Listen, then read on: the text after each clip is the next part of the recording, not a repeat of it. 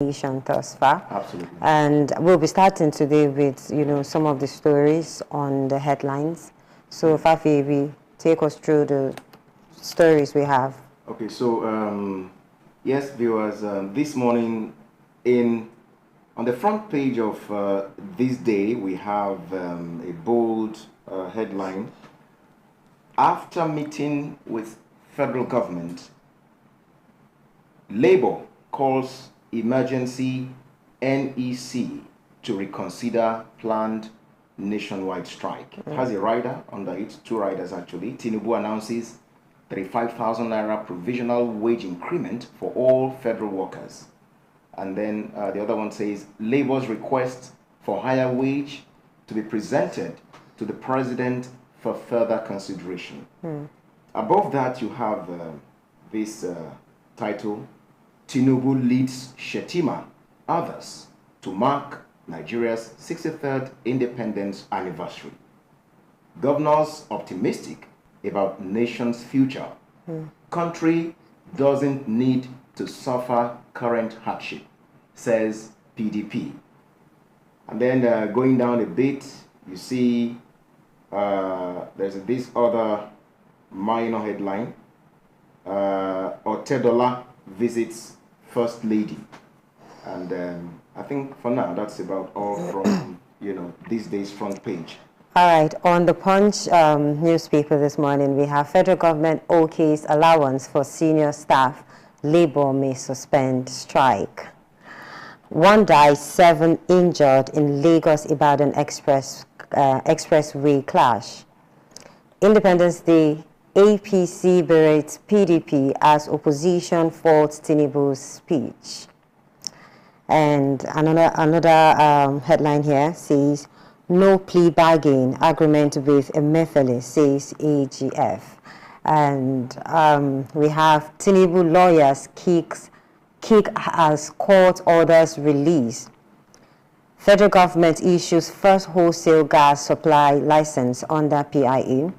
And we have governor banks make 2.2 trillion, manufacturers lost 495 billion naira. Well, talking about NLC and suspending the strike or not, the federal government has okayed, some packages, that has been given to, or that will be given to its workers. And we say kudos to the government and what it is doing. But well, the NLC has said it. They will have to go back and talk to their workers first to know what they feel about all the packages that the president, or let me say the federal government, has promised them. Okay. Yes, and I think what they must have been saying, actually, they actually said, the NLC, that, they see what the president unveiled as, a kind of promissory note. So they need to work on it to make sure that maybe they sniff around to be sure that they are really going to do it. And, I've always said it that once the government is able to, show goodwill and seriousness about its commitment, I'm sure the NLC would respond. And I'm sure in this case, it's going to be positive. Absolutely. Well, I from seeing the packages, I hope also the state and the local government can also pick up from there. It shouldn't be just the state or the federal government enjoying whatever it is. So the state and also the local government should also look into how they can make their workers too, feel comfortable. Yes, absolutely. Because it usually starts from the federal level and it goes down. And this 1 died, 7 injured in Lagos-Ibadan expressway crash. And it is a recurrent issue now about speeding, accidents. It is becoming a norm. It is becoming a normal thing that is happening daily, that you get to hear about accidents and people die. I can remember there was a time, a driver was driving and a woman was complaining and he was like, madam, I know what I'm doing. And the woman is like, you know what you're doing. And we are clearly seeing it that you're not driving well and we're trying to tell you and you're telling us we know how you're doing. I know what I'm doing. Some other people said so and they died. So why won't you be careful? And he had people in the car. It wasn't only him. If you're alone, drive the way you want to drive. But if you're driving with other people's families in your car, you have to be careful with your driving. I even feel very strongly that even if one was driving alone, you still, I mean, you owe it to your family. I mean, you have people that surround you. You need to still be careful. You know? And that's just it. All right, let's go to the next newspaper. Okay, now I'll be taking some headlines from the Nation newspapers. Basically, the biggest one there is Tinubu okays more relief packages for workers, others. It's followed by, you know, a rider, a couple of riders. Federal government, labor reach agreement. And then NLC summons emergency NEC meeting. And also on the front page of the Nation newspapers today, we have, how 63rd independence anniversary was marked. And, you know, there's a little follow-up. It says, federal government, okay, says, okay, no, that one is a bit, you know, not really necessary now. Let me give you what is down there. We have 70-year-old nabbed over London-bound drug shipment. And that is about all, except, okay, let me give you this one too before we go back to Tante. CSU ordered to release Tinubu's non-privileged documents to Atiku. Okay, so over to you now. Well, I want to talk about the 70-year-old drug. Yes, the man nabbed for drug shipment. Yeah. And we keep saying it, a 70-year-old person doing that. What would you teach the younger generation if you keep living in this type of, you know, at 70 still dealing in drugs? 70 still dealing in drugs. What are you going to tell your kids or your grandchildren? And how can you tell them not to do some of the things that you know are wrong? Good, So you have to, people have to be deliberate in living a good life, not for themselves, but actually for also their children. Okay. And at this time, I think that is all we have for the newspaper this morning. But the bold,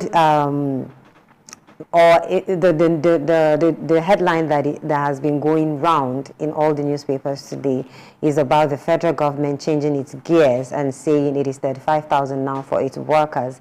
And I am sure Nigerians will be happy. But what we know is that we should be careful. We should be, you know, following this administration gently so that we don't push them into promising us what they cannot actually, at the end of it, you know, bring to reality. That's right. Because they met challenges, a lot of challenges. On ground. Yeah. So if NLC or the labor unions are asking for the government to increase their well-being, and what they want is not realistic, and they still push and ask for strikes, and now that the government is saying, okay, this is what I want to do, but they are now saying it doesn't actually look realistic. You know, some people are saying it's not really looking realistic, what he is trying to say, or what he's trying to, like 35,000 naira, or what he's trying to offer to his workers. At the end of it is not going to be it's not going to be practical enough, or it's not going to come to realization, or some people might get, and you know, at the end of it, it is not going to go as smoothly as they actually have said it in the beginning. Okay, so that's just it. All right, we'll have to go on a break now, and when we come back, we'll continue with the discussion on, you know, the celebration of Nigeria. If you celebrated Nigeria yesterday, you know, we would like to know how you celebrated your country. Yes. Of course, I celebrated mine working, but it is all in service, you know, to the country. Of course. Because we had positive discussions on, you know, how Nigeria has come thus far and, you know, where it's going. I was particularly, you know, excited by your discussion with that Dr. Maureen Doty, Charles. Yeah, the guy was an interesting, you know. Definitely, he is a real supporter of this administration, and he's seen so many positive, you know, things his coming out high, of. for Nigeria. Yeah, his and hopes I are think high. We should try to, pick something from that. Definitely, especially from the young people who sit down to fault the government for not providing something for them, So they should learn. It's a good example. Yes, he is a young person who is actually trying to be positive about his country.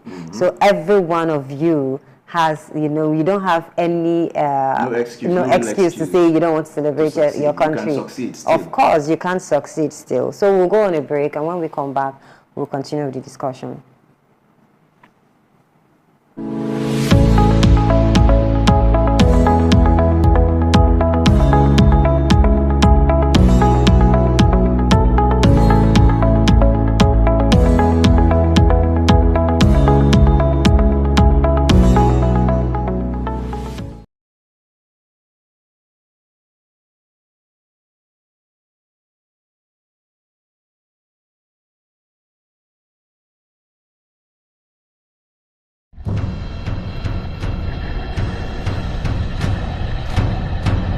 Hello and welcome to Live News.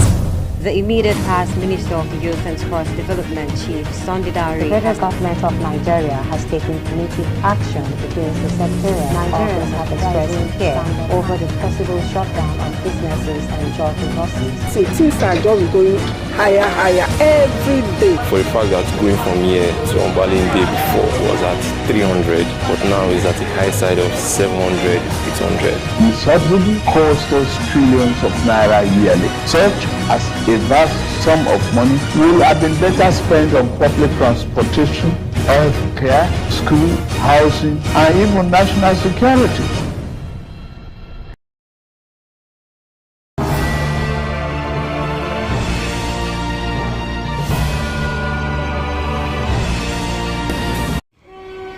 This is a maiden trip and it has to go smoothly. I have my card and I'm hoping that everybody has. At the breaking of the day, I thank my maker, say I see today. The My clouds. experience on the train, this is a welcome development, for Lagos. It was really, it was fast, and then we're able to get to our destination pretty okay. With this new innovation, I believe that traffic management will be way better in Lagos. Overall experience, it's an amazing innovation, and I look forward to more innovations like this in Lagos. Thank you.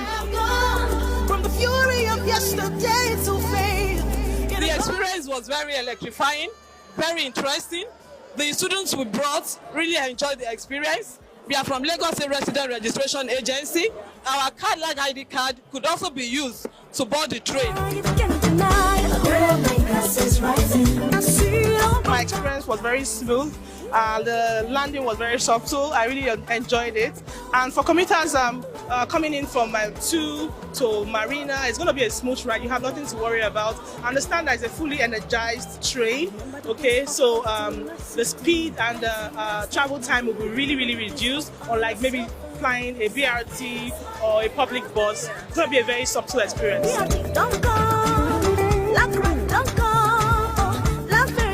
Excited. It was her first trip on the train today, and we came from Egomu to Marina, and it was very smooth. Was it seamless? It was seamless. Did you enjoy the Wi-Fi as well? Yeah. Oh, there is Wi-Fi. There's free Wi-Fi. There's free Wi-Fi.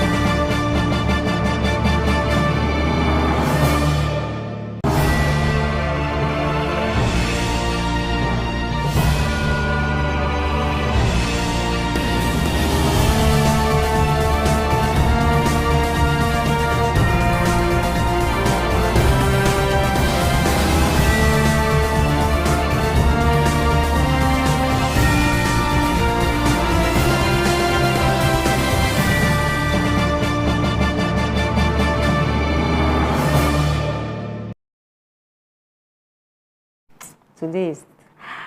Oh, well, welcome back on the program. And the next segment we are going to go straight into is the trending stories. And yesterday was an amazing day. We had an amazing celebration. And Bajabi Amila is saying, you know, during the celebration yesterday, event, yeah, he was saying that Nigerians will soon forget the current hardship and pain. And I say they amen are going to that. through. You know? Of course, we say amen to that, and that is our aim. That is, you know, what we are crying for. That is what we are going for. People agitating for. So it is time that, you know, we take a chill, you know, time so that we would enjoy whatever it is coming. They are saying whatever hardship you are facing, they know as your leaders, they do know, but you have to calm down so that at the end of it, things are going to work out well for Nigerians. And I talked about something yesterday. I said, you know, when a driver is driving and you keep hearing different, you know, comments on the background, yeah. so hey, you know, you get distracted. So, but when you are in a very calm environment, as a driver, you enjoy driving. So please allow this administration to drive in a calm environment so that at the end of it, we all, you know, will get from the fruit of the labor of the you know, administration, and then we don't cause. I mean, by being uncooperative, we may cause distractions. You know, and like Tante is saying, when someone is driving, that person needs to concentrate on the road so that you can bring everybody to the harbor safely. You know, we need to do that. Of course, we need to do that. So we need to be positive in everything we are going to do, okay? Don't sit down and think that the government is not doing enough. The government is doing enough, and the government is going to keep doing what they are doing. And talking about the government, talking about celebration and the promises from the government, the wife of the president was in a church ceremony marking the 60th church service. Marking the 63rd independence anniversary, and she mentioned that her husband, the president Tinubu, is not a magician. Okay, Absolutely. He came, he met some challenges already in the office, so we don't expect him, you know, to magically remove those obstacles or those challenges. He met them, he has to deal with them. He can't cause it. He can't cross them, so he has to deal with them. So she is also asking for Nigerians to be patient. Yes, of Nigerians. Yeah, and with the packages that, you know, the federal government has introduced or has given to, you know, his workers, they are saying this is just the beginning. More things are going to come.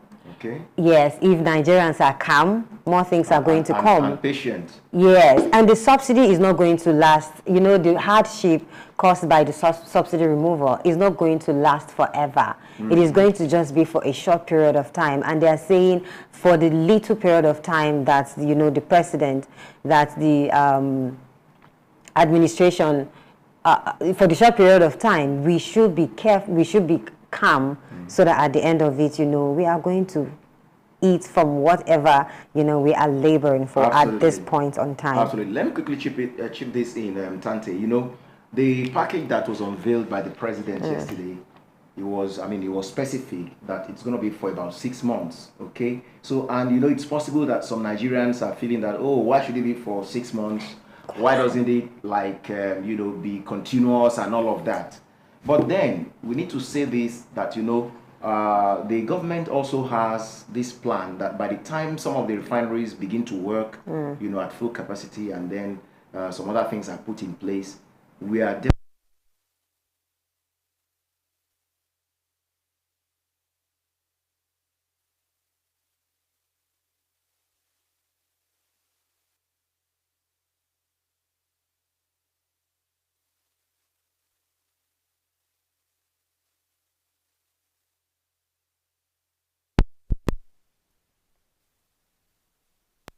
for people to cope with in terms of how things are going generally. So please, let's note that for that period, the government has worked it out, and I'm sure for that period is going to bring some relief to as many people as possible.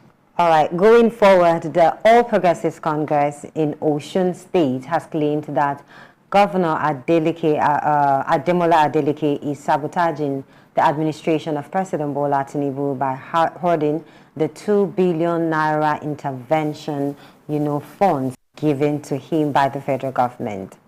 And they are saying, he berated the Osun governor. The chairman, that's the Tajudeen Lawal, he berated the Osun State governor for undermining the efforts and programs of the federal government by showing lack of commitment to the welfare of the citizens. However, the People's Democratic Party came out to say they are not trying to sabotage the government. They are only that they have made it, they have made the provisions already, and they are waiting for whatever they have asked for to be brought to them before they are being able to give it out to the people. But they are saying that they are not trying to play the government, or they are not trying to stop whatever the government is doing. But it has to be that the government, the governors were called out. Yes, there was a lawsuit against them that they were not being able to account for the money they were given. So I think that is what is actually making some of these people now, or some of the governors now, to sit up. Tell me. And they are not even saying, they are not saying the governor did not do it and he doesn't want to do it. The APC is saying, why haven't they done it? And the comeback is more like, it was too defensive to me. They said their governor is a competent governor. He is not trying to, do what. But I just feel like, okay, if you have something, let's know what it is you are doing. You need to carry what you're doing. Exactly, and that is what the federal government is asking. If money has been given to you, and we have not seen what you have done with the money, what have you done with the money? It's just for you to give an account of what you have done with the money. But they are saying that, the government is, their governor is a competent person, he's a truthful person. And he wants to follow due process and all of that. That he wants to follow process leader. Okay, maybe we should just hold on a little and see what. But I know that having been called out, now they should be on their toes and be ready to give account, for that money. The governor, I mean. Of course. These people. Of course. They should really. We are talking about Nigeria at 63. And most times when you talk about the achievement of Nigeria, or when you talk about Nigeria to people, what they say has been the problem of Nigeria is our leadership. Exactly. You understand? The corrupt system, the corrupt government. And right now, I am seeing a leader who is a little bit different from, a different direction. And people are still kicking against. And sometimes I just really wonder what we as the people really want. If we say corrupt leaders, we need to remove them. And when the good ones come, we still want to remove them. Which ones are we really going to settle for and accept fully? That's a very big question. And I hope that out there, viewers and as many Nigerians as relate with that question, we begin to reorient it ourselves and try to do different, because the government is towing a different line this time around, which you also follow in that path. I'm sure it's going to lead us to a good ending. And another thing again I noticed, I was in I had a conversation with someone yesterday, and he was like, if all these things that the government is trying to do is just because they are trying to prove a point, to Nigerians, that they rejected them from the beginning, but right now, look at what they are trying to do. And I was like, then what is wrong in doing that? If the government, to be honest, and of course, we don't need to prove ourselves to anyone. You understand? Your work can just show for it. And some people will be thinking that that is you trying to prove yourself. But I mean, if you're not coming out to say, yes, this is me, but you are doing your work and your work is showing for yourself.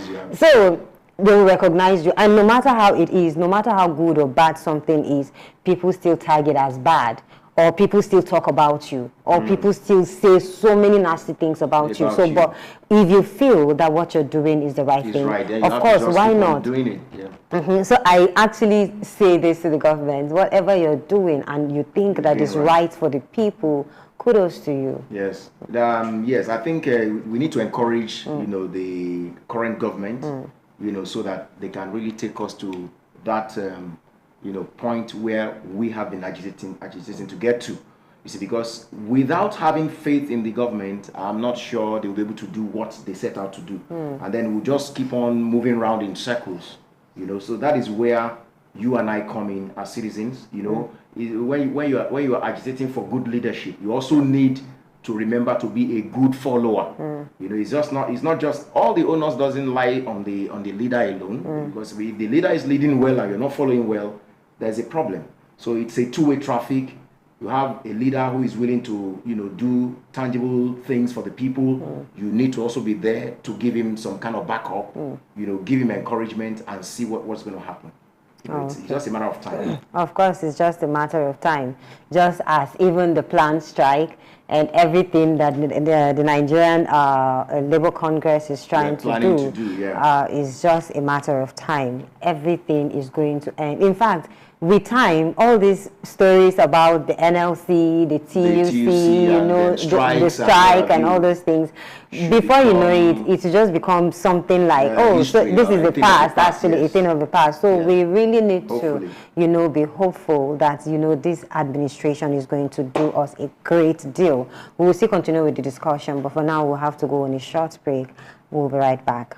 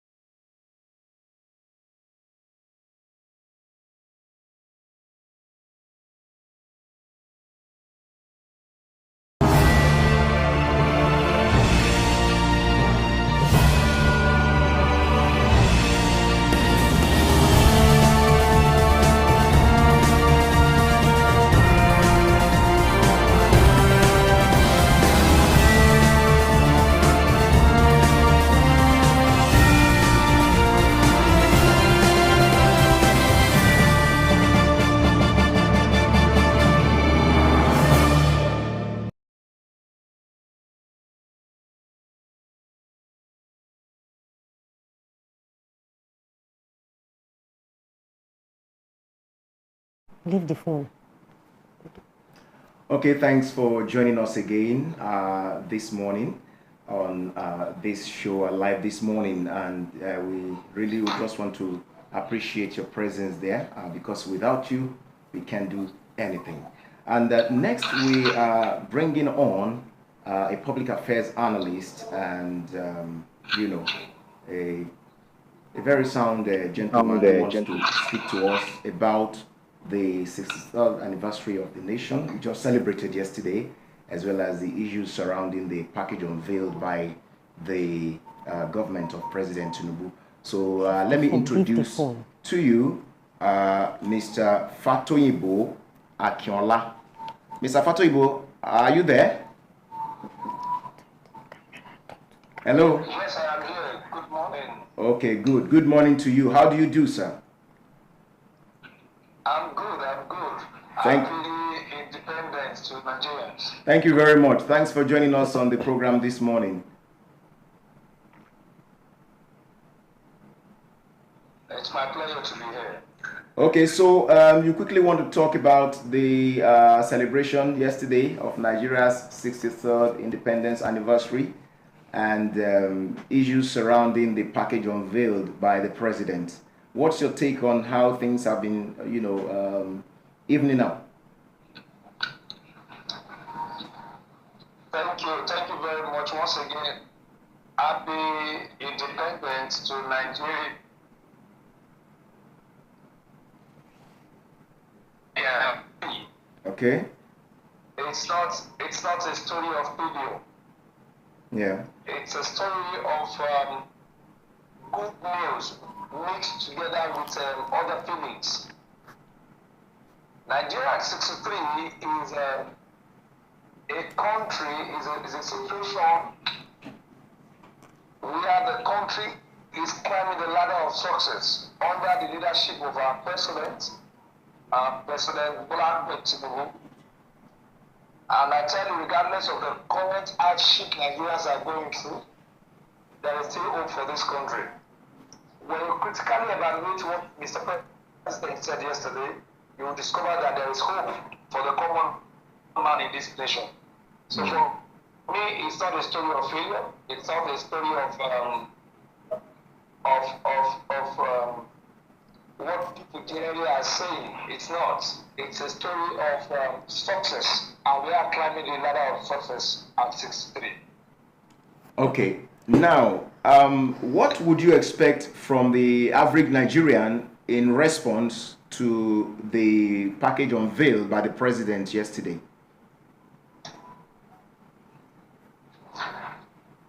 Of course, there will be mixed reactions. For those who are in the civil service, especially those who are in the federal civil service, it's a story of joy for them, especially for those who are under who are the lower grades. Okay. It's a story of good news for them because of the increment in their take home. It's a story of good news. It's good news for them. But then, for others who are not in the federal civil service, there are other benefits attached to them also. For instance, when you look at the issue of the CNG, the compressed natural gas, that we use in powering cars, the prices of transportation will be cut down drastically. And for those of us who are in the private sector, there is this investment funding that Mr. President also announced. So all these are going to bring good tidings for this country and to the common man. Okay. All right. Thank you for joining us on the show, Mr. Fatoyinbo. You talked about Nigeria.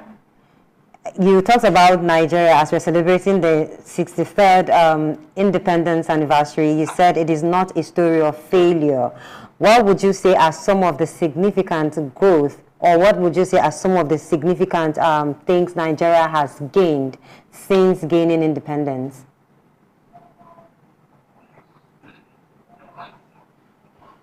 Well, when you look at past, before the emergence of President Ahmed Bola Tinubu, there are several things this country has produced. For instance, I'm going to go back to the days of late Chief Obafemi Awolowo. From his time immemorial, you discover that there has been landmark infrastructural development. We have the Cocoa House, we have the first media television, the NTA, in this part of the world. You have the largest tallest building, cocoa building, which is the Cocoa House in Ibadan. You have the first housing estates and quite a number of developmental structures spread across in the days of late Chief Obafemi Awolowo as a premier of the Western region. Since independence of this country, there has been one development or the other. I know Nigerians want a sudden change, but development doesn't come that way. Let's fast forward away from the days of Chief Obafemi Awolowo and move forward to the current government. You discover that we have a leader who has rolled out things we will do to make this nation better. And that is worthy enough for us to celebrate on Independence Day. Okay, talking about celebration of independence, what would you talk about our security in the nation? Currently, security reports all over. You can't compare it to the days of the immediate past leadership. There have been several killings. There were several killings. There were lives were not safe. Lives was wasted. Many lives were wasted. But this time around, you can discover that there is a better better security machineries put in place. Number one is that Mr. President put the right people in place. And the people, the security leaders, one of the things they are doing is to ensure that everybody follows what Mr. President wants. And what does Mr. President want? He wants a change. He wants a reform. And that is what every part of it is doing. I am not saying we have zero compliance at the moment. But when we compare the statistics of security and crime in the last revision to this time, you will see a downward tone in the security issues or criminal issues in this country at the moment. Okay, Mr. Akinola, I wanted to quickly take a look at the role of the organized private sector in bringing about a better society. Generally in Nigeria, most of the time we are looking up to the government for this, government for that. But I know that the organized private sector can actually contribute, in so many other ways. Under the new administration of President Tinubu, what do you think? In which areas do you think the OPS can, come in to support government to achieve its goals for the nation? Thank you very much. If you have heard the body language of Mr. President wants a public-private partnership. He is not a president who says he knows it all. And I must say at this junction that I am not a politician. I do not belong to any political party. I'm a Nigerian who believes in the betterment of this country. Having said that, when you look at what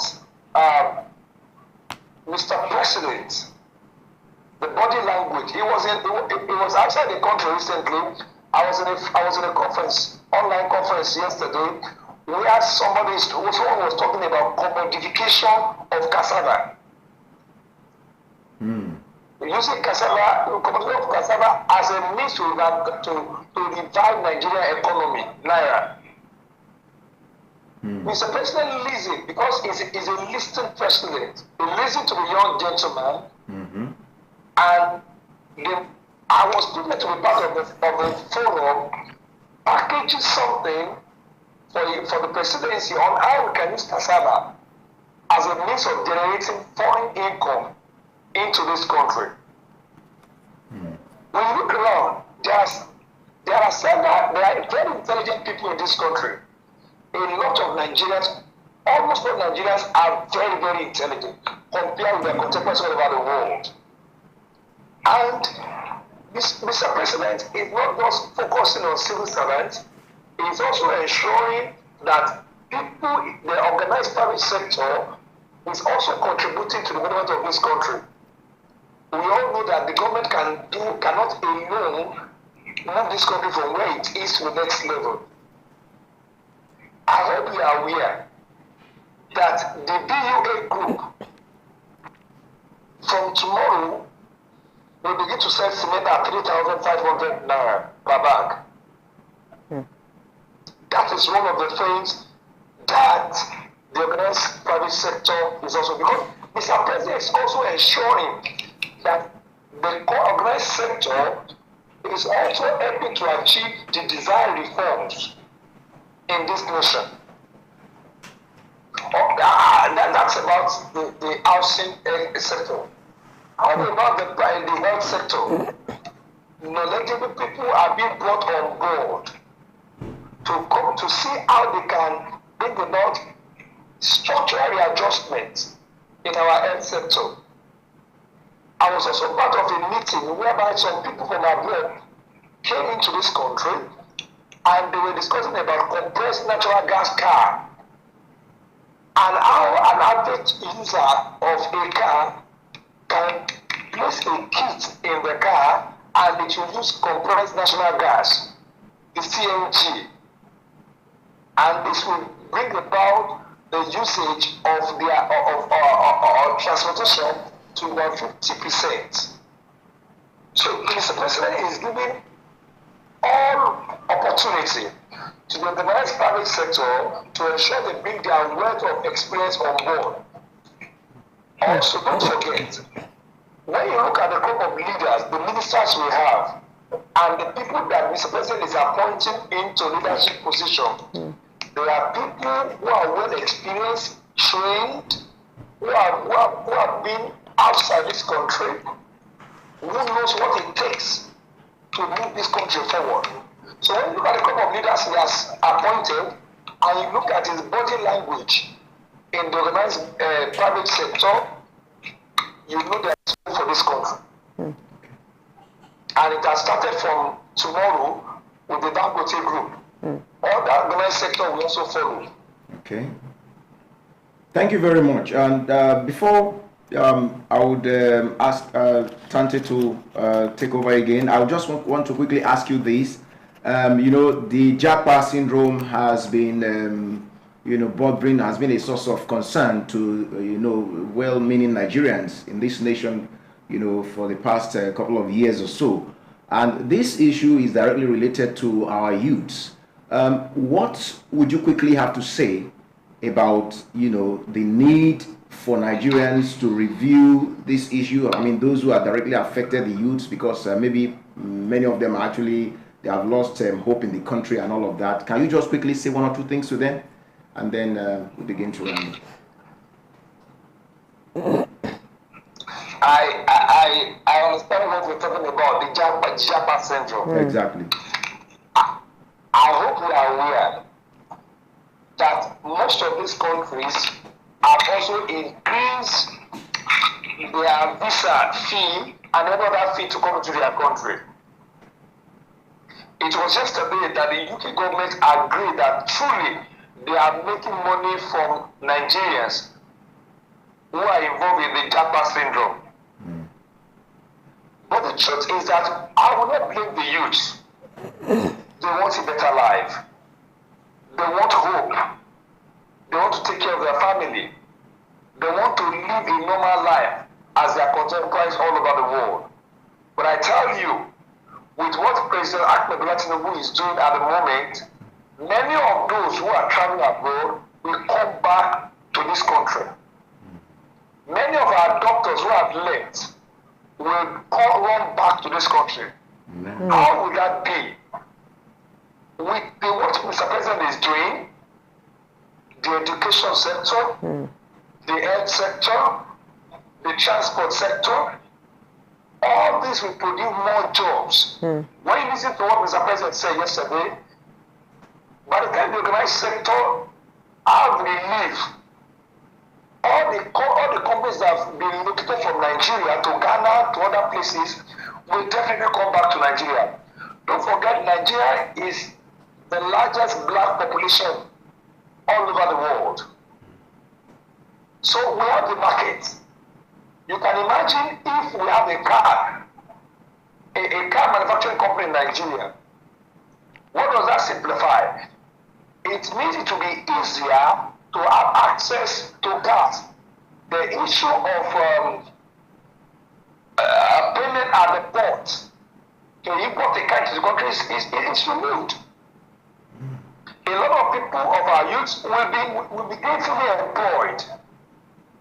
Most reason why people are leaving the country is for two reasons. Number one, insecurity. Number two, the future is not guaranteed. So when there is security in place and a man can easily take care of his family, there's the 3 square meal and the future is in place for a youth, we have no reason to run anywhere. Even those who are in abroad are complaining they want to run back home. Because that place, apart from the money they make in their salary, it's not really comfortable for them. They can't enjoy their money over there. A lot of Nigerians in diaspora want to invest, enjoy their money in Nigeria and enjoy. So the issue of Jackpot syndrome is a matter of little more time. Mark me and note it. A lot of these Nigerians will return back to this country. They will return. By the time, I'm not saying Bola Tinubu president is the Messiah. He's not the Messiah. But he's putting in legacies for other government is building this nation on a solid foundation. And I tell you, I see in Nigeria where people and people over the world will beg. Underline that word, will beg to have the visa of Nigeria. Well, thank you very much for, this insight. We appreciate it. And of course, we are going to be noting it. You said we should note that one day, all these Nigerians will japada and they would want to be here. And other people will even wish to have Nigerian visa, beg to have Nigerian visa. So I am noting it that, in hope, of course not even believe that what you just said is going to come to pass. And thank you very much for your contribution on the show this morning. For me, it's like Mr. Akinola. All right, let's end it with him now. Thank you very much. All right, it's like, as far as, when he was saying all those things, I felt like I was, listening to prayer. I was praying and I was feeling like shouting amen. I can't shout amen. No, you can. In my heart, I was saying, amen to that, because that is actually something. That is the positivity we want right now. Yes. We want Nigerians that can give us hope. We want Nigerians that can talk about Nigeria and you sit down and be proud that you have patriotic Nigerians like that who listen or who understand that there's definitely a hardship, of course, but with time, things are going to get better. And we have said it, the president has said it, if he was not sure of what he was, of his plans, he wouldn't have asked Nigerians who are outside to come back, because he knows that definitely he was going to get some response from people, So it has to be that he was ready before he said that, and he meant it before he said that. Absolutely. And for him to say it, which means he has something planned. He has something planned for Nigeria, and he knows that with time, You know, Nigerians who are outside will want to come back home and, you know, develop their own country. Absolutely. You know, and what, just the way we talked, Charles, the doctor yesterday, he said, right now, he is actually a patriotic Nigerian, but he is outside because of situation.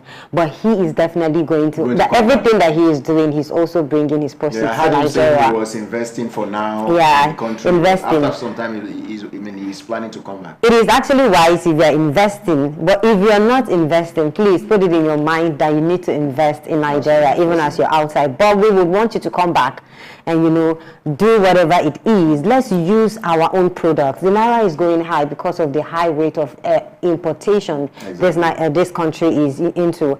But we have the resources. We have everything we need, you know, for us to make Nigeria a better place. Why are we not giving our own selves, you know, the chance of doing better? And we keep saying we want a better Nigeria, and we're not ready to do the things that will make us better. We have to go through it, okay? We have to go through it as Nigerians. We need to know that things don't just come easy. Absolutely. You have to go through some, you know, rocks, some thorns for you to get to where you're going to. Anytime you see something going on smoothly for you, you have to be careful. Exactly. Check it out, because sometimes when things are too good for me, I'll be like, what is it? Is it okay? When it's going too smoothly.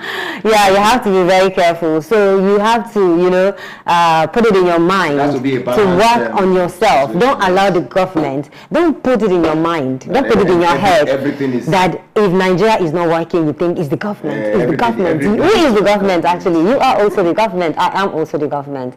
Our decision, I can sit down right now and make a decision that can actually indirectly or directly affect Nigeria, you know, affect the well-being of Nigeria. So we have to be deliberate in what we are doing. We have to be conscious of what we're doing, that, you know, whatever we do can actually come back to affecting our dear nation. Okay, so we have to be deliberate. At this time, we'll have to go on a short break, and we'll be right back.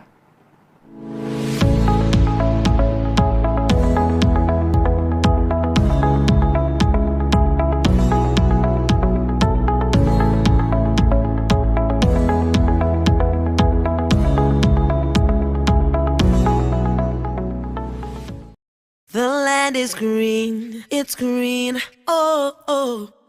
The land is green, it's green, can't you see? I can't see, oh, the harvest is ready, 'cause he told me so. It's green and it's all mine.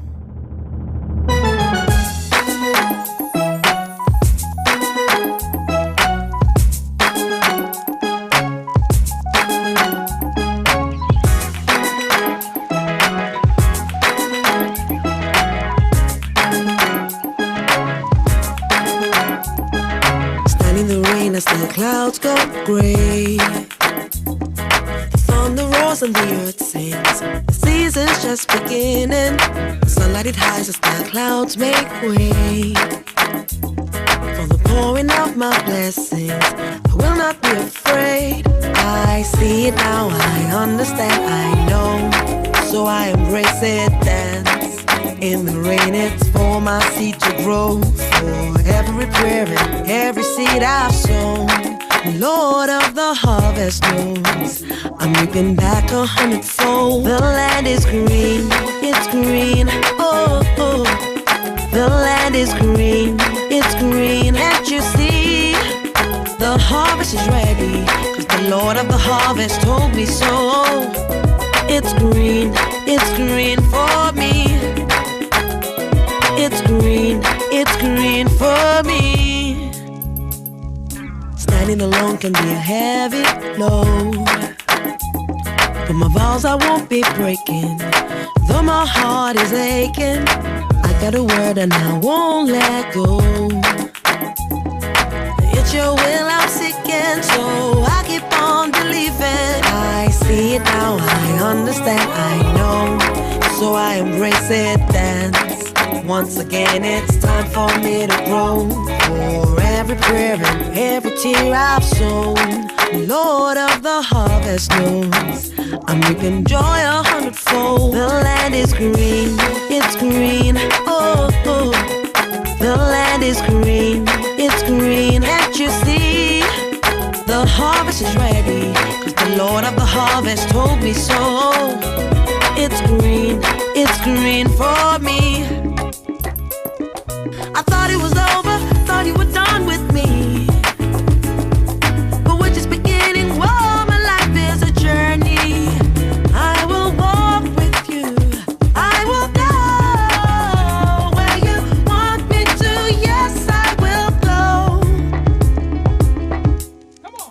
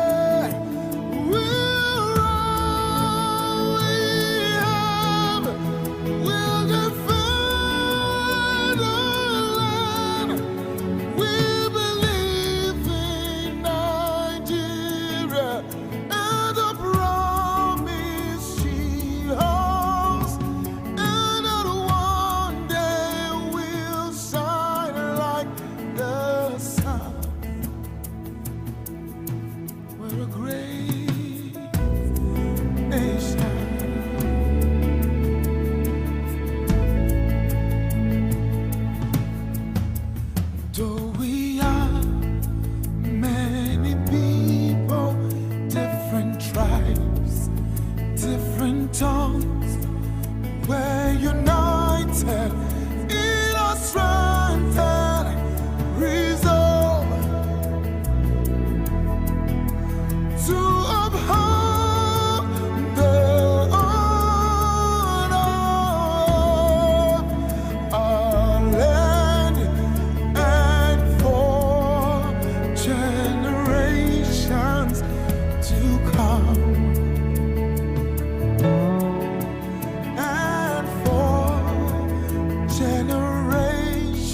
times to come.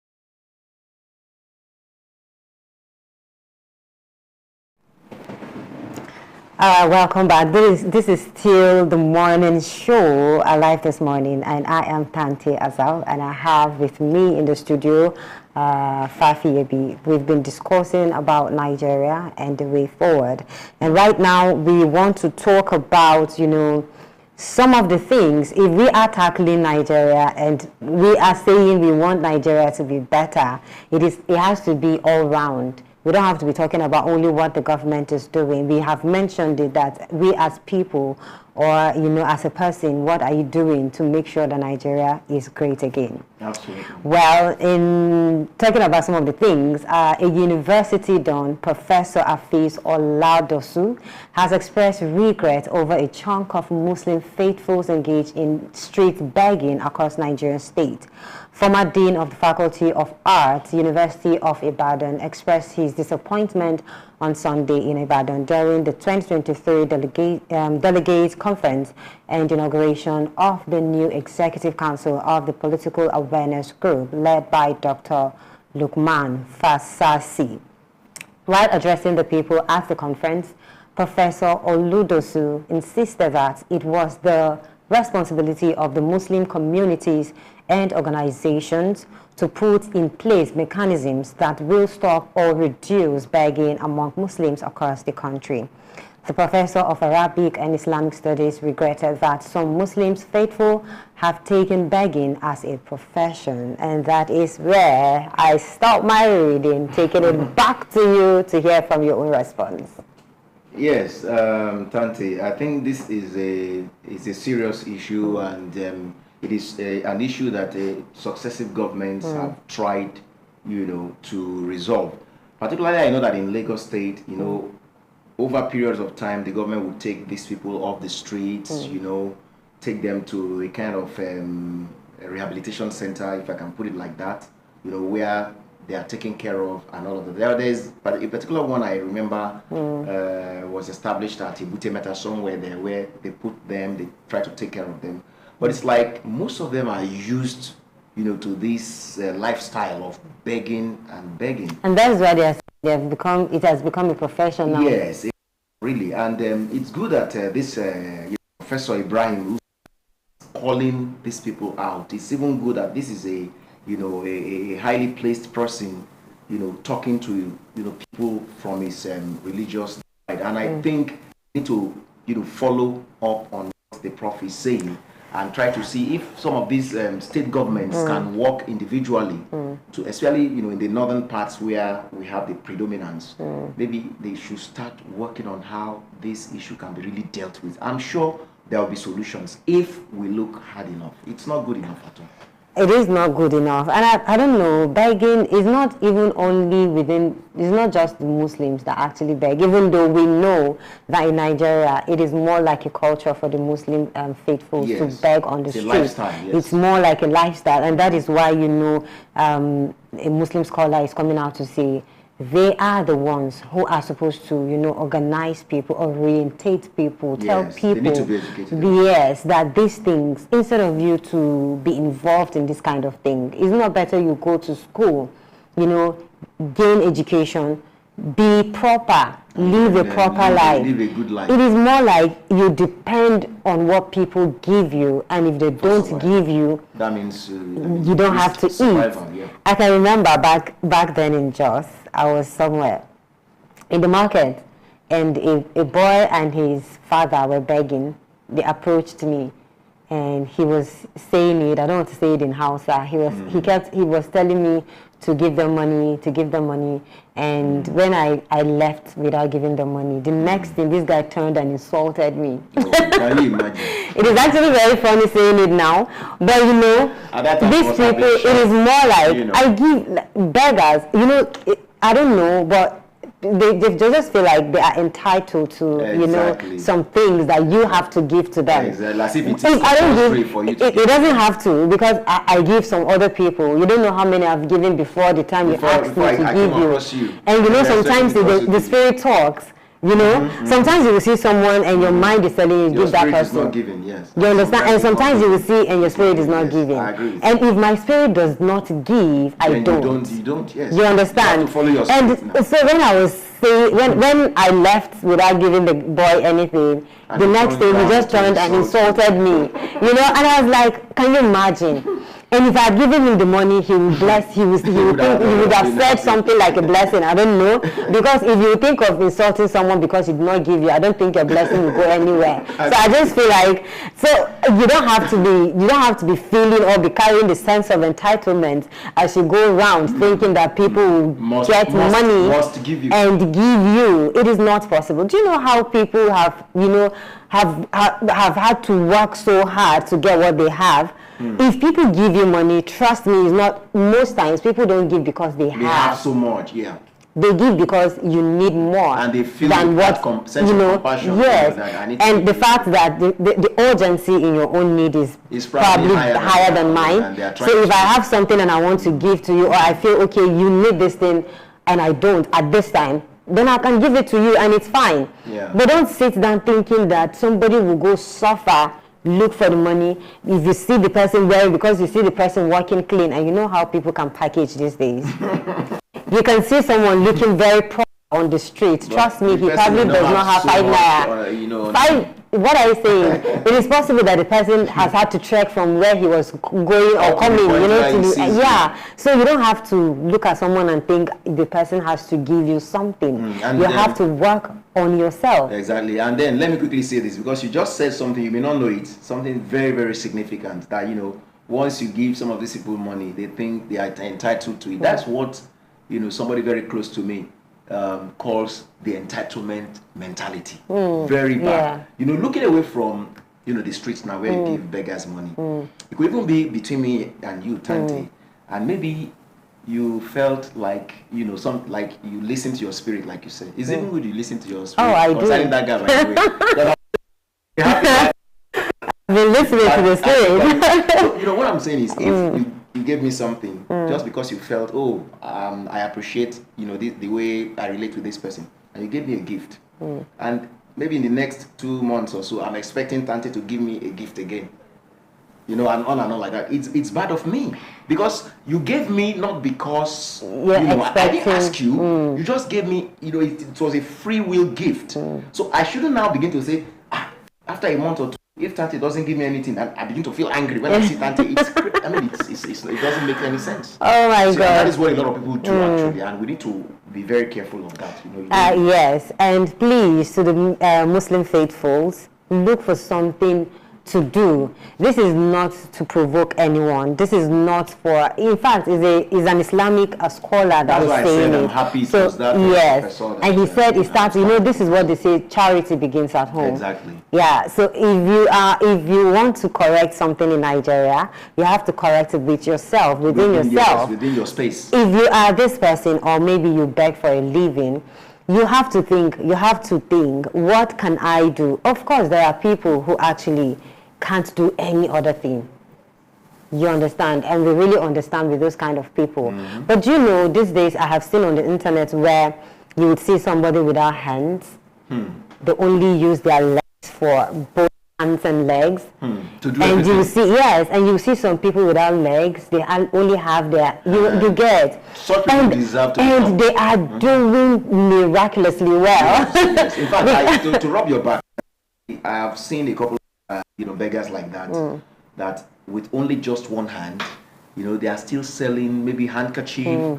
At the time that, you know, the COVID pandemic was really on, you know, and people were using masks a lot. You see some of them, they were selling masks. You know, trying to make out, you know, a living for themselves. And sometimes what I would do is, even if I didn't need that mask, I would still buy.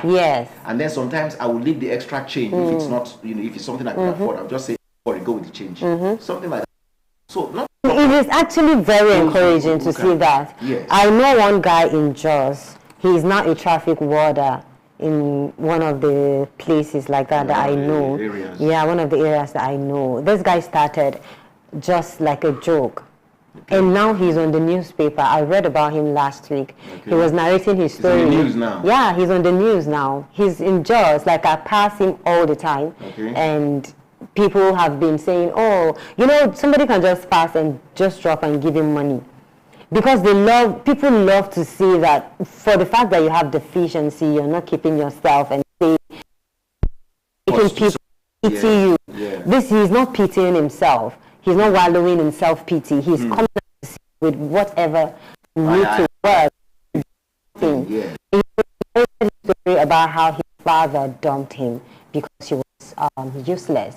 The father felt he was useless. Because obviously he's not useless. He's not. I'm very sure I am proud of you, my son, by this time. And I don't think, it is a father and child thing. They might definitely come back to, settle whatever differences they have.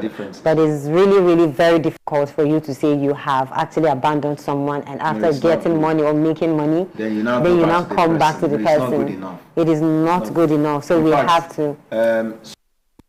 Tante, I want to say this to men out there.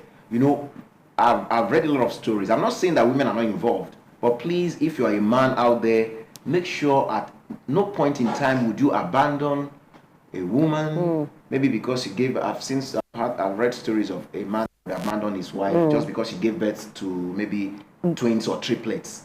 And then maybe some years back, those kids now begin to do well, and then you are trying to come back or something, or to lay claims on those children. Those things are not to do. No abandon. Abandonment is very bad. At any point that a man does that, you are showing yourself to be less a man. You are not a man. You need to work on yourself. And I would want to see this kind of incidents reduced amongst men, because I'm a man and I know what it means when a woman is abandoned or children are abandoned by the father. Very bad. Of course, and relating it to the fact that we are talking about, begging on the street. Exactly. Most times you will see a woman with like how many children she's carrying on her, and at the end, when you ask for her story, she'll be like, her husband abandoned her.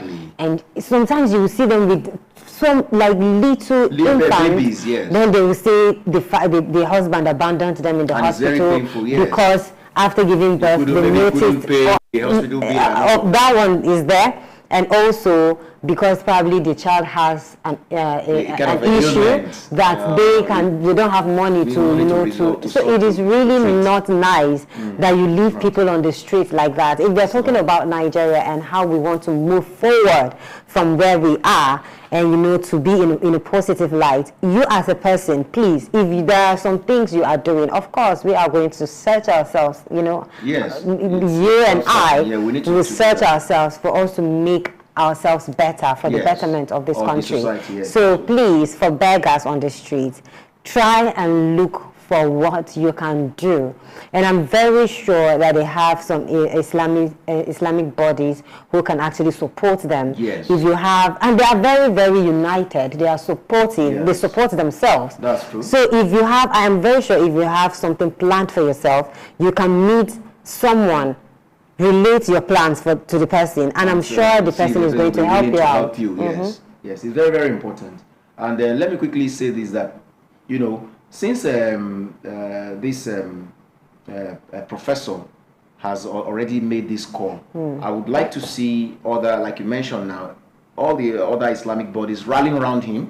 Other individuals, other Islamic scholars, and the those who are in the higher echelon of the Islamic faith. Let them try to rally around what the Prophet said and see how this issue of begging can be resolved. It's very important. And actually, let's not even expect that the response are going to be positive, because there are some people that are going to come back on him. Yeah, they're going to be attacking him. Yes, to say why will he, especially those ones that he mentioned specifically, that there are people who take that as a profession. It's very good. So if you're attacking someone's profession, you should know that the person is not going to come smiling at you. But I know that there are also people that will share his opinion. Yes, of course. Which he has expressed, and I'm sure those ones will be willing to support him. Of course. Sometimes, like you said, if they can do some kind of orientation, or let me say, to educate some of their people, these people, the begging class, if they can educate them, I'm sure that some of them will reason. And gradually, it's not going to be an easy road to walk anyway.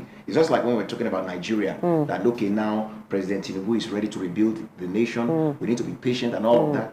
Okay, now, so if this prof starts and other people join him, it's going to take a while, but I'm sure they can achieve it. It can be achieved. And you know, this, a period of time. This begging thing, the reason why, of course, he said begging on the streets, because most of the beggars sit on the street begging. So you obviously know that this is a beggar. But you know, there are some people I know that have come in contact with that you'll be walking on the street. They will stop you. They are properly dressed. Well dressed, yes. With suits sometimes. Oh, yes. They will come meet you. They are better dressed than you are. They will come meet you. And you know, before you know, you are probably hypnotized. Doing different things. You know, so you should be careful. There are people who come, please, I've not eaten since morning. And you know, another thing again, you would see someone in a particular sport almost all the time telling you same story, forgetting that he must have told you that story before, because you probably won't remember the faces of all the people. You know, people come and go. The person wouldn't know that, okay, I have seen this person before. I've told him he's going to come with the same story. Yeah, it's one storyline, And are you not tired of telling me this story? Every day you come to meet me to say, please, auntie, I'm traveling. I'm going to somewhere, I got stranded. I didn't make the person. Wait, that you're meeting. Have I told you that I've eaten, or I even have transport? Of course, that's on a lighter note, you know. But we have to stop all this. And this thing has really is not more begging anymore. It is it is scam now. It has turned to a scam now. Yes, people scam people. Like the way I talked about hypnotizing people. People can just come to talk to you. The next thing, if you just open your mouth and talk to them, you don't know what you're doing. And you were thinking you were trying to be a good person. You're trying to be a nice person before you know it. And most times we feel like, okay, we're patriotic Nigerians, and because we are seeing a Nigeria and another Nigerian in distress, you want to help out. No, in fact, that's one thing about Nigerians. You know, we are a very compassionate people. We always like to respond to help people when they're in need. So maybe that's in as much as we are compassionate people, we still have that kind of, you know. We shouldn't take each other for granted. That's what I'm saying. I'm following what you're saying. I'm following your thoughts now. That, you know, the fact that, you know, the average Nigerian would respond to you by putting his hand in his pockets to give you something doesn't mean you now have that entitlement mentality, or you begin to exploit or cheat such people. And you know, because of this negativity that is coming out of the begging, sometimes people will tell you, like, I have had friends, because I love, like, if I see a beggar, I just feel like, let me just give it to this person. You understand? And my friends keep telling me that why do I love giving these beggars? And I'm like, I'm just feeling, if the person is begging, which means the person has obviously you know, that it has to be with the spirit. If I'm led to give, I will give. I'm almost led to give almost all the time, but it's because I'm actually led to. And the few days I don't is because I don't feel led, so I don't do it. Absolutely. But the thing is, begging now has people, they're taking it to another extent that people don't really feel comfortable giving people money, and they're telling you, stop doing it, stop giving people money because of the negativity that comes with it. Absolutely. All right, we'll be going to our next discussion. But for right now, okay, I think we'll have to take on a short break. When we come back, we'll continue with the discussion.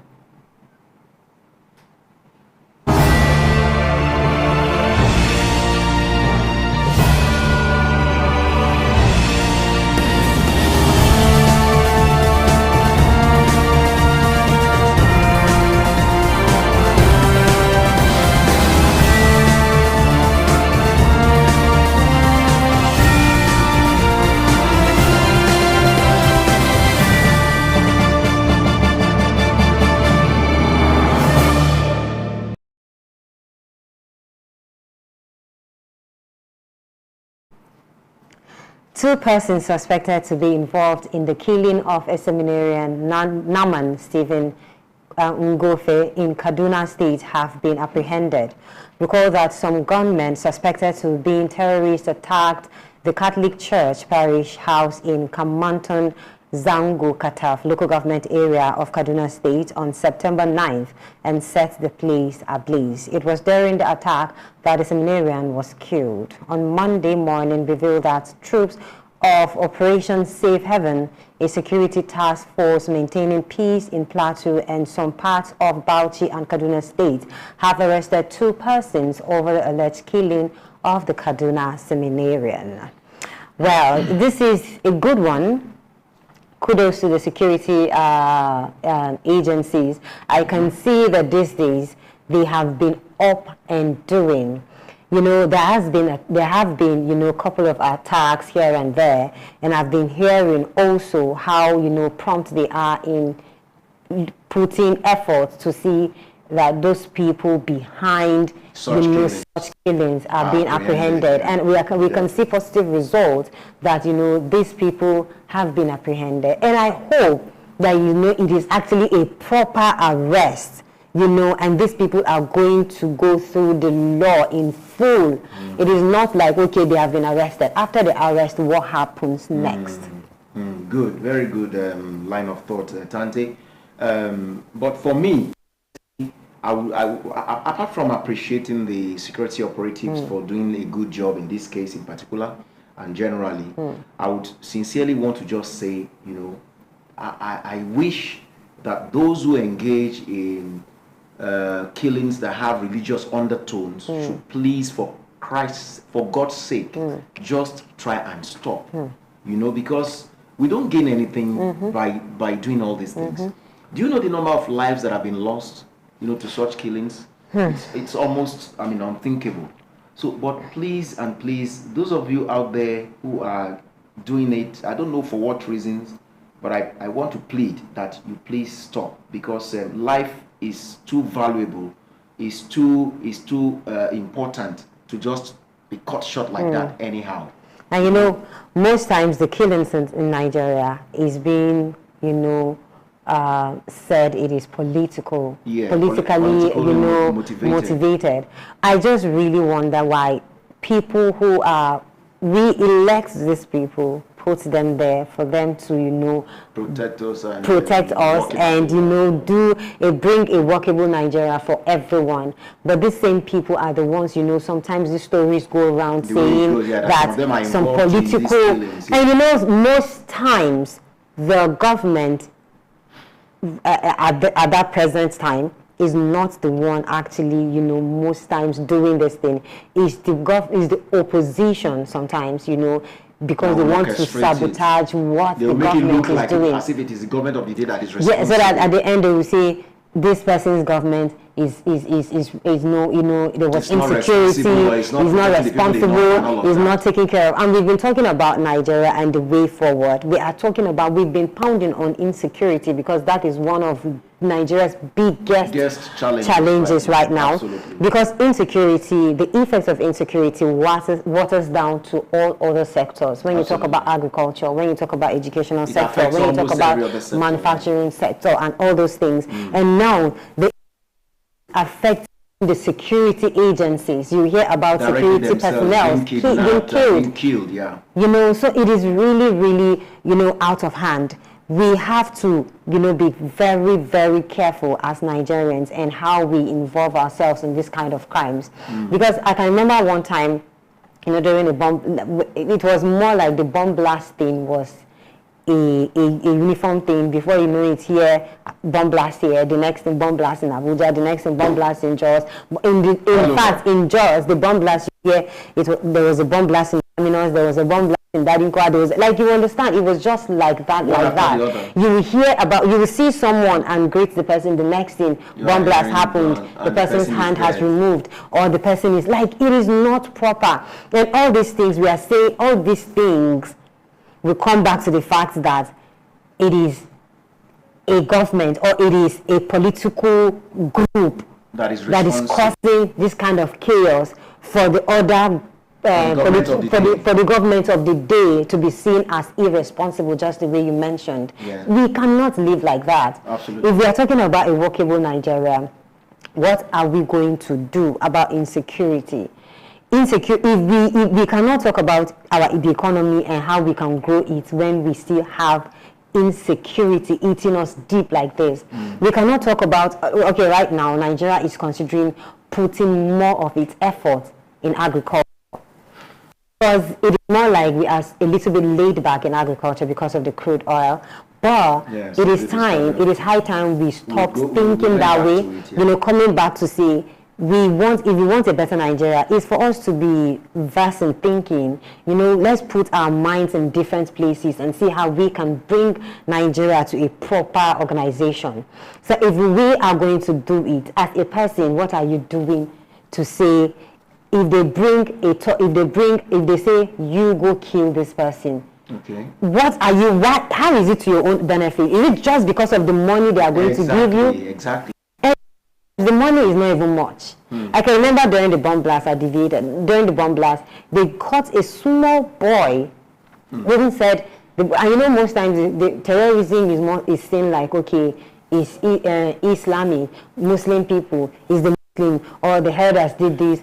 This guy, they said he was even a Christian boy who was given, I think 5,000 or what, to just go and just bomb something. And thank God they caught him. So, you know, these kind of things are really not good. If you sit down because you don't have anything to do, if they bring 5,000 naira and say go and kill somebody, you go and do it because you feel like they are dashing you this money. Isn't just for me to do this thing? And what have you been going through? What is in your head that it will even get to the extent that they can just give you a little money like that for you to say you want to go and take someone's life? Exactly. It is really not proper. Yes, and sorry if I can just come in quickly again, Tante. You know, the way what I would love to say to some of these people is that, look, no matter, even if the amount of money they are offering you is so big, you still shouldn't do it. You see, because like we said sometime last week on this program, I think, you know, there's always a consequence for whatever you do. Whatever you do, there is a consequence, and whatever we do is like like the law of sowing and reaping. You sow something, definitely you must reap. No, you must reap. Exactly. And what you sow is what you are going to reap. So it's going to come back to you. So I think it's very important, like Tante said, you know, don't just look at the don't look at it from the monetary point of view. You know, these people are going to give me 100,000 or 200,000 naira. That money is it's not worth the life they've asked you to go and take. So you tell them no, you're still going to survive, and then you'll be able to avoid the terrible consequences of taking lives. Please, we need to begin to address some of these issues. Very, very important. And that is why I think is really, really important right now. People need to, if you sit down and you have this kind of bad thoughts in your mind, I think you need someone to talk to. Yes, absolutely. People don't even know when they are depressed. Exactly. People don't know when they are depressed. So when they sit down and so many things come to their head, they just feel this is how I'm feeling and it's okay. So I'll just go with my feeling. You can't go along with your feeling just like that. Yeah, you know, there are feelings. In fact, something should tell you. If something in your mind or if something in your head is not telling you, if you're taking a decision and something is not cautioning you, then you have to be careful, in fact. Because there is something wrong already. Since you're not seeing anything wrong in whatever you're doing and people around you are not comfortable with it, then you should know that you need There's help. Something wrong, yes. People need help. People need to clear themselves, clear their heads. I think orientation, how, you know, people should go seeking for help is really necessary right now in Nigeria. A lot of people are carrying so much burden that whatever you tell them right now, they don't see it the way you're seeing it. They don't consider, They don't consider it. And you know, when the president mentioned that he was actually also he was not born rich or something, and he also struggled to get to where he is today. And so many people found that that is not, you know, it's not possible. That is because he's just there having fun and he's thinking. Well, I'm like, why would you even say that? So many people have gone through hell. Some of these our leaders have gone through hell, but they never gave up. You understand? They worked on themselves. They worked on themselves. What are you doing? What is your own excuse? You want to just say for people to help you, and when they don't, you feel offended. And you turn against them. You see, so you have to working on ourselves. We cannot overemphasize this thing. Yes, and what you are saying, sorry, Tante, is I think it applies more to the youths. You know, the youths out there, they want to have everything so quickly and so easy. they need to realize that, life itself is a process. You see, because whatever you want to achieve in life, you can actually achieve them if you set out, to work on the process. It's a gradual process. If you need to acquire education, acquire it. If it's, some set skills that you're going to acquire, handiwork skills, please do it, and then naturally you get to the stage where you're able to earn money, in a decent manner, and then you get to, to pursue your goals. Yeah, that's how it should be. That is how it should be. And one thing I also do like, for the fact that we talk about how our young people in Nigeria, sometimes we feel like we sit down and complain, but I also give it to our young people that they are really hardworking. Yes, absolutely. Let me talk about where I'm coming from. Most of our young people, I see them going into, making shoes, shoemaking. Have you seen original shoe made in Nigeria? Like, you'll be like, really? In fact, go to Jos and see how some of these young people are really making standard shoes. Designs. So put your mind into doing something positive. Exactly. It's not everybody that has the privilege to go to school, of course. That's why I said if you can't acquire education for whatever reason, try to. Your hands are there. Your hands will never deceive you. So once you're able to, learn a trade or two, you'll survive. And sometimes when I see somebody who says he doesn't have what to do, I'm like, okay, is it possible that somebody is being brought to this world or created without any gift? Yes, no, it's not possible. You have to discover yourself. Exactly. And some people don't know how to discover themselves. You see someone that will say, to be honest, I don't really know what I can do, or what I'm supposed to be doing. And there are people who are actually battling, choosing what actually can I even remove, or what can I even, should I carry this or leave this? Which one should I pick? Which one should I do? They have choices. They have choice.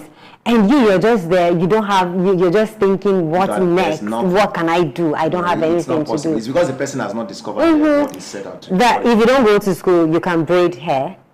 You can do at least, people work in the salon. So many, You understand? Make shoes, do something. Acquire one skill. Acquire one skill or the other, and make sure that you are good at it. One thing I know also with our young people is that because they are being told on how they should work or maybe do something, some of them will say, okay, they said we should do something. Let me just go and try doing this thing. They will not put their best in it. They won't put their best in it. Okay. And you will hear somebody saying, I'm a makeup artist. And you will see the person's eyebrow and you'll be like, you're a makeup artist. You will see somebody saying, I know how to braid. And you're saying what the person is doing is not, you understand? So please, go back to whatever thing you're doing. Make sure you are the best in it. I can remember somebody said, even if I ended up being a suya maker, I would be the best suya maker you have ever known. Absolutely, very good. So you understand? Exactly. I think it's very good. It's good to aspire for excellence in whatever you do. And then there's something on my mind, Tanti. Let me quickly say this. Going back to that issue of the seminarian that was killed, something is flashing in my mind that, to avert some of, the future occurrence of this nature, maybe the religious leaders should also try to see if they can come together, to fashion out ways to prevent such issues from happening. I'm not talking of the politicians now, because you told me the other time, you mentioned it the other time, that when you were explaining that there are political undertones sometimes. But then the religious aspect of it is that our religious leaders need to come together to find a way out of some of this. Of course, our religious leaders, you have to come together to find a way, to take care of. But I think they are on it, actually, can have been, going back and forth to see how they can settle some of the crises that are happening in the church. So we think we are going to wait for their positive response on that. And this is all I think we have on the show today. Yes. So Fafi, what do you have for our people before we leave? Well, it's still going to be on the note of encouraging you out there. If you are there, maybe you've lost hope or something, please go back and search for it. There's something, as some people will say, there's always a silver lining somewhere in that dark firmament that you're looking at. And then somebody will also say there is always a light at the end of the tunnel, of the dark tunnel. So don't worry, there is hope. Hope has come back alive. Of course, hope has come back alive, and you have to stay alive. Keep watching Alive Television. Make sure you go to our YouTube at Alive Television and subscribe. Also, go to all our social media platform on X, on Facebook at Alive Television. Follow us and keep watching us and stay alive. Thanks for joining.